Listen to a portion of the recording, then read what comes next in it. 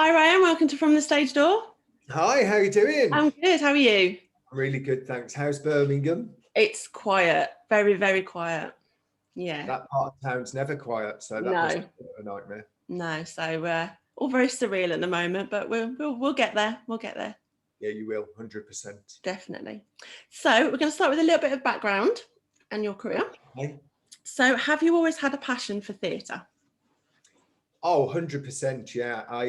As you know, I know you know, because we have a history. I used to be a dancer. So before I was a designer, I was a dancer. So, ever since I was a kid, had always danced. My mom was a dancer and she shoved all of us into Saturday morning dancing school in Birmingham. And my brothers, one by one, disappeared and I carried on and then pursued a career in it and did well. Did some big shows, did some touring, did some films, did some TV. But in the end, I kind of got to 30 and decided that before it kicked me out, it was time to get out because, as you know, the life of a dancer is it's pretty short unless you kind of go off in another tangent. But mine was always kind of rooted in kind of, young, pretty boy. And I was kind of cruising on that for a while. As you know, because you and I met on Summer holiday. Summer Holiday, which was A few probably years ago. few years ago. Looking back at photos of that, that's a whole other world, They say it never leaves you, but actually it does leave you. Like I found myself doing a double pirouette in the kitchen the other day and it wasn't pretty. But yeah, always been in it. And now, of course, I'm kind of 10, 15 years, nearly 15 years no, it's not that long actually, 10 years as a designer. Mm-hmm. So yeah, always been in it, probably always will be in it. I can't do anything else. So yeah. Cool. So what was your first ever theatre job? First ever job I got was out of the back of the stage. It was in the days when that was a thing where you would look down the columns and you would see like, oh, dancers wanted for like really dodgy job in like the Northeast, like something like that. Actually, probably my first one was touring social clubs with a singer called Steffi Gold. It was the Steffi Gold show. And we would rock up at like really quite rough kind of working men's clubs, and we would do like excerpts from Miss Saigon, and she'd have like it was so wrong, she was in like a black bob wig and we were dressed as like GIs, and actually the production values were really good, but it was really kind of ropey, but it was a good kind of training for kind of just kind of getting in there and kind of touring and being that was kind of the first one. But my main one, my biggest paid main job was I got a job in China at a showgirl bar. So I was the singer. I think my dad said the other day that I was only 17. The only reason I was singing was to kind of mask the fact that the girls had got their breasts out. But it was brilliant. We're also talking China in 1991. It was a very, very different place then. It was very, like the place where it was, a place called Dalian, which is kind of so far outside of Beijing. But if you looked at it now, it's nothing like it. This place was kind of really kind of poor, poverty stricken, and in the middle of it, I was in this showgirl bar with like girls with their out and like and big beautiful feathers. That was my first job, and that's the thing that then made me go, oh, that's exciting, I want to do this. I'd invested so much at that time, I was in it. So who was your greatest influence growing up?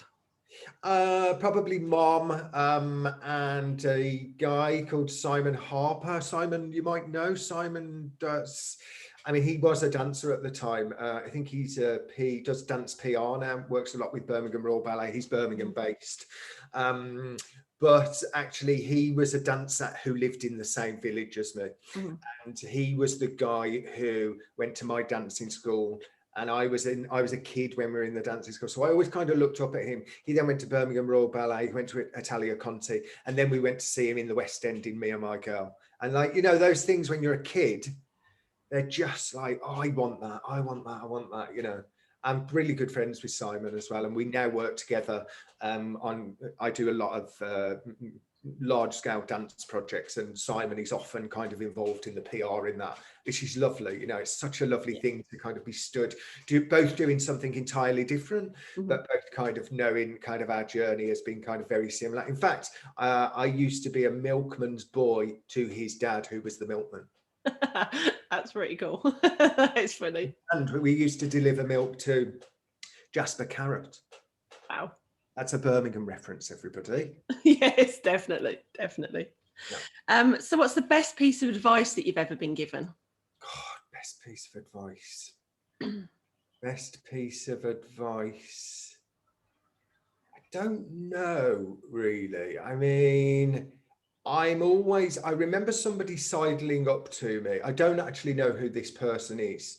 And I'm not sure it's the best piece of advice, but it's a piece of advice that has kind of, you know, meant that I've kind of attacked what I'm doing now in a very different way. But because I retrained and went to university when I was 30, somebody somewhere sidled up to me and said, you know, there's nothing worse than a failed mature student. And I thought that you know, it's kind of it's driving that is, you know, because when you're at university with a bunch of like 19, 20-year-olds, they're right, you know, like if you're going to change career paths, right, you better not fail at it, you know, make the most of it, you know. It was a really kind of useful thing. I mean, I think it was also a really negative thing, but I took it and went, right, I'll show you who's not going to fail, you know. So something like that. Yeah, I get that. So what would be your dream show to work on? Dream show. First show I designed when I first left university was it was a school production. It was a university production with a director friend of mine who's now a resident director on Matilda. So his journey's kind of gone on, but he's a really interesting guy. And we did a production of Cabaret in a school. It was the first time I'd ever, you know, put a set of costumes on stage and kind of blah, blah, blah. So obviously the Kit Kat Girl palette is so rich and so, you know, so fantastic. So I always come back to, I would absolutely love to do, you know, a really interesting version of Cabaret that looks at kind of, you know, neutral gender casting. And, you know, I think there's some really interesting stuff that could be done today. So I'd love to tackle it. I also think that kind of my work as a costume designer and the way I work, you know, and the people who I work with, I do a lot of kind of queer cabaret stuff that's interesting, combined with, you know, a lot of the dance stuff can be very kind of queer forward and edgy. So I'd just love to tackle that. I mean, I love queer work, you know, obviously, because, you know, I've always been interested in it. And also I am a queer. So, you know, of course I'm interested. I'd love to tackle a Hedwig and the Angry Inch as well. For those of you who've never seen, it's literally it's amazing, incredible. But I'd love to do a design for it, both set and costume. 100%. Yeah, those two shows, top of my list. Yeah, Hedwig's amazing. I saw it in London when it was in the Playhouse in like 2000. Who was it who played? It wasn't David Baddiel, was it? What, that played Hedwig? No, it was Michael Severus. Oh, right. American guy who I'm still friends with, actually, which is quite cool. And a guy called Nathan Taylor that come out of Rocky Horror, and moved across to Hedwig. So that was originally why I went down to see it, and then obviously got to know everybody else as well. But I just love the show. I think it's just such a special show, and with such a good message in the music. I think the music's amazing and the story is amazing. Such a brilliant show. In fact, the two people who I bubble with, who live just over the road from me,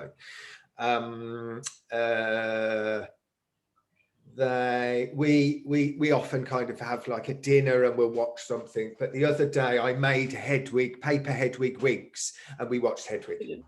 Yeah, I mean, my ultimate song, my favorite song ever is Origin of Love. I think it's the most beautiful song ever.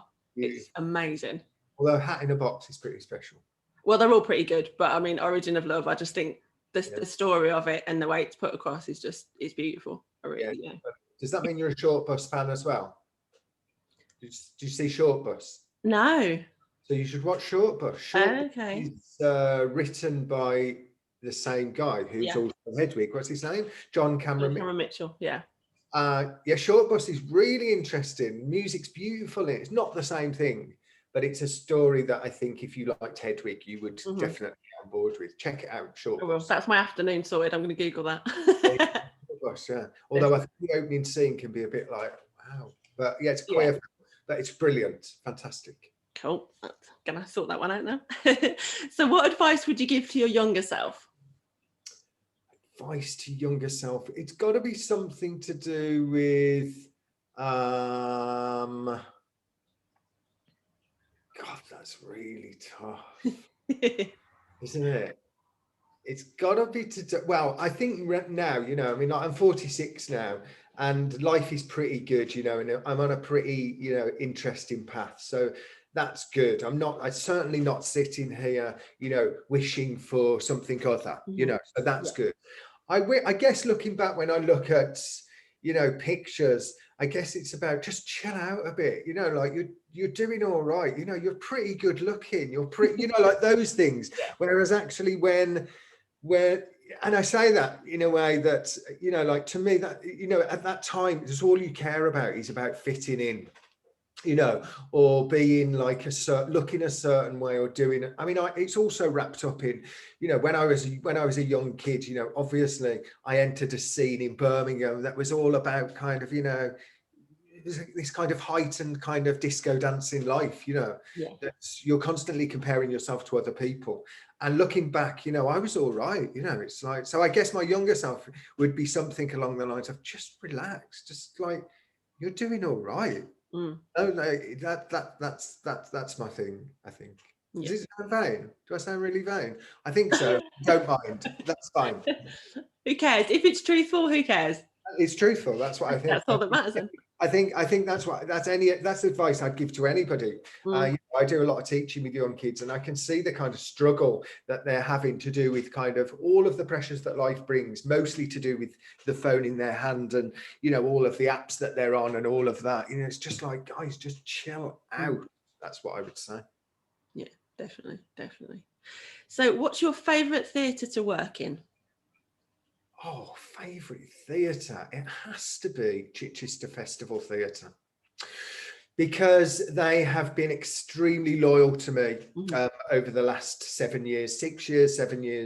I work every year. I deliver a piece of work, sometimes 2 times a year, for their youth theatre company. So they're the only theatre in the country who hand over their entire Christmas season to their youth theatre, and we produce fantastic work, sometimes new writing, with a full professional team, and all of the tech side of it is delivered by young people, and all of the cast, of which there's like 75 of them, also deliver, and I get to work with the young people, and I get to work with this brilliant creative team, but they're very, very loyal. You know, the fact that they ask me to come back every year is a real pleasure. I also run a adult learning session called Get Designing, which is for people over 18 who want to have a go, or, you know, learn a little bit more about the theatre. So yeah, I spend a lot of time there. So it has to be Chichester. I have to say Chichester. That's what I think. You know, I mean, there's other theatres. I had an opportunity to work at the National just before lockdown, actually, kind of must have been November, October last year. And of course, you know, you find yourself in a building like that. You know, it's an incredible place, you know, incredible facility, you know, to walk into, you know, as a theatre designer, to walk into some of those rooms and feel a part of it was really special, you know. So yeah, you know, I've been back to Birmingham Hippodrome a few times, actually, not on the main stage, but I've had dance work feature in the Patrick Centre, and that's a real joy, you know, because I have been to the Hippodrome as a performer, and of course, you know, my whole history is around that area, so that's always really special. Yeah. Cool. I mean, the Patrick Studio it's a lovely space to work in as well. It's so adaptable, as you know, you can pretty much do anything in there. It is a good space to work, especially for dance shows. Yeah, oh God, it's really lovely. I mean, like, you know, definitely experienced, you know, some work in there happening and feeling just blown away by it, you know. Yeah. Really nice. Cool. What's been your most challenging role to date? Challenging role. I mean, the challenging roles come with the job and the way the job works, I think. As a designer, you are constantly juggling kind of 5, 6, 7 shows. It's kind of inevitable because, believe it or not, we don't, we don't enjoy the benefits of huge salaries.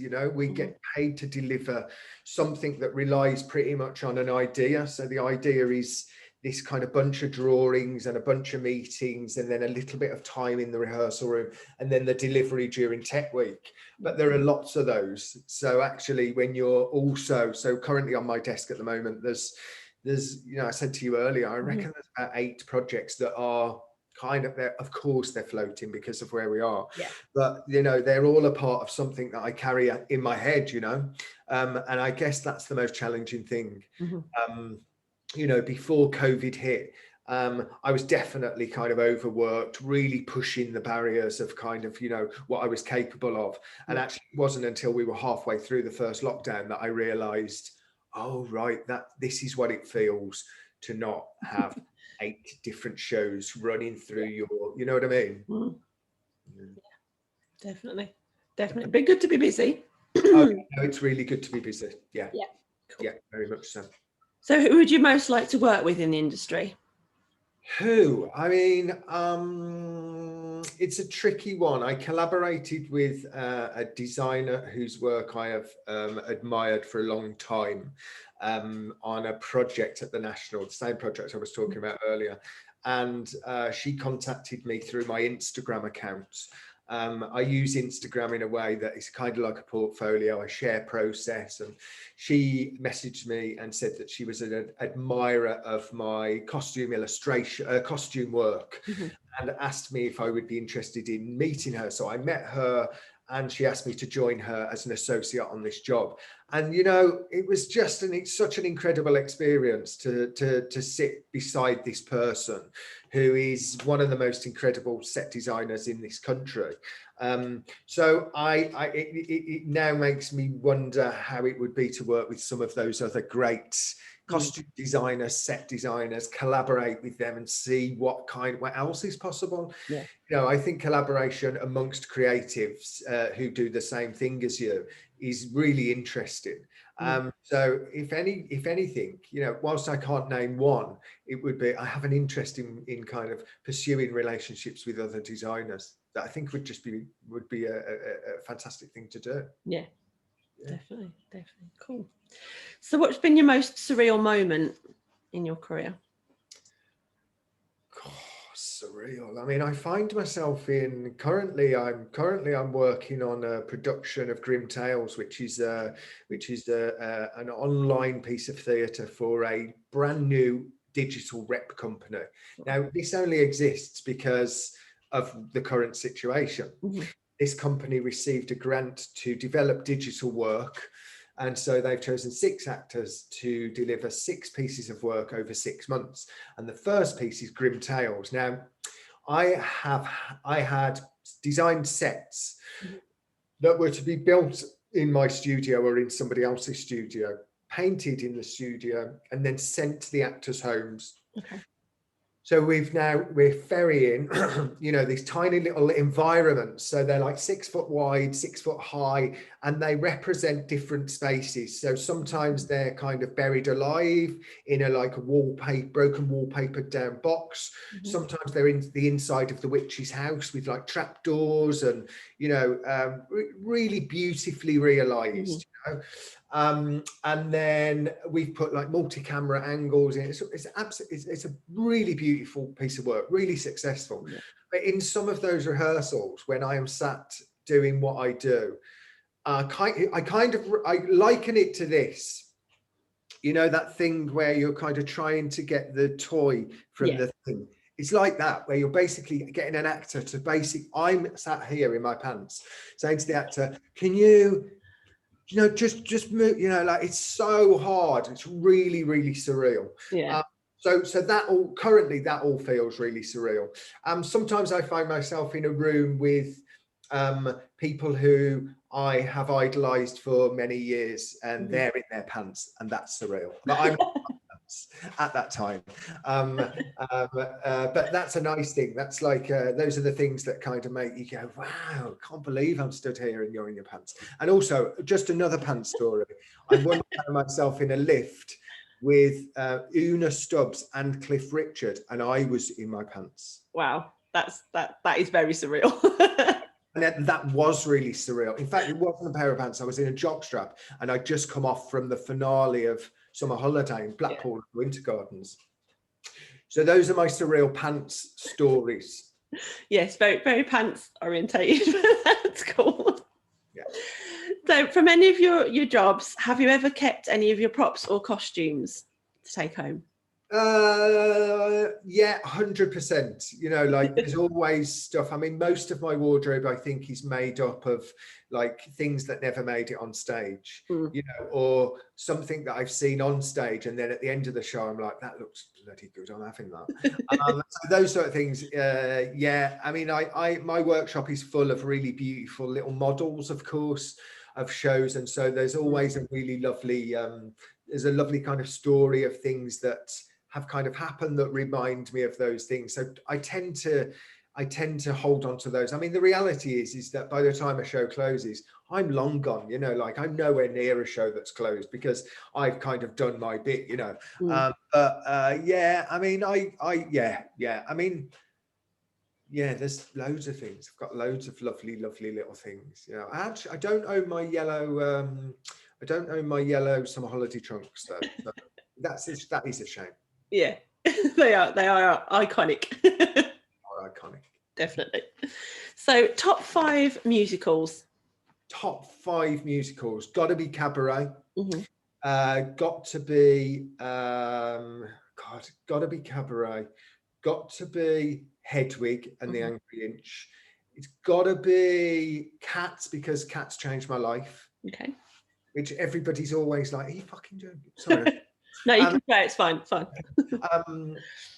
Are you joking? But I'm like, no, actually, it was the thing that when I was a kid, I thought it was about dance, but actually, and obviously I saw it when I was like 9 or 10 or something in the New London Theatre, in the round, you know, cats coming out between your legs, cats like on your lap, cats swinging through the thing, little tunnels, you know, like what is not to what. If that stuff doesn't inspire you as a theatre maker, whether you're a performer or not, you know, I think amazing. I always maintain that for people who've never seen a musical, they should go and see Les Mis, because I think it's one of the most epic, kind of best representation of what I think a classic musical is and does and gives you and makes you feel. And also, these are both shows that I saw when I was a kid, traveling from Birmingham with a theatre, you know, amateur theatre company on a coach, and then coming back with the tape playing on the cassette, you know, like amazing experiences.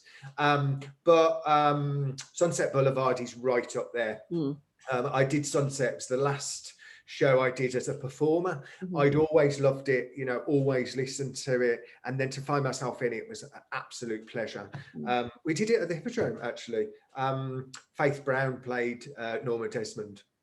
Incredible show. So yeah, are they my top 5? They're the 5 I can think of that make me go, oh yeah, I could go on, I'm sure. Oh, it's so hard just to pick 5 though, isn't it? Because you go, oh, I forgot that one. Yeah. It is. I mean, as soon as you start thinking, you're then like, oh God, yeah, and that's that and that and that and that. Yeah, top 5. Those are my top 5. Cool. Right, quick fire round to finish off. Are you going to ask me salad cream or mayonnaise? I might. Okay, so tea or coffee? Coffee, but I wish it was tea, because coffee's really expensive, and I've got a new coffee machine, and I just really like oomph it down. It's really bad for me. It is, but we do it. Sun or rain? I like both in equal measures. It's raining really hard now. If I wake up in the morning and I open the curtains, I'm really happy with the rain. But I do love the sun as well. Like, I love the sun on my face. I live in Brighton. We get a fair amount of sun, but we also get a fair amount of rain. Hate grey. Cannot deal with grey. I don't like just flat grey. Yeah. Like it will send me into like a can't deal with life. Cats or dogs? Dogs. Musical or play? Play. Comedy or tragedy? Tragedy. Sweet or savoury? Savoury. Meat or veg? Meat. Hugs or kisses? Oh God, that's hard. They have to be kisses. I can't bear people touching me. Night out or night in? Night in. Tour or West End run?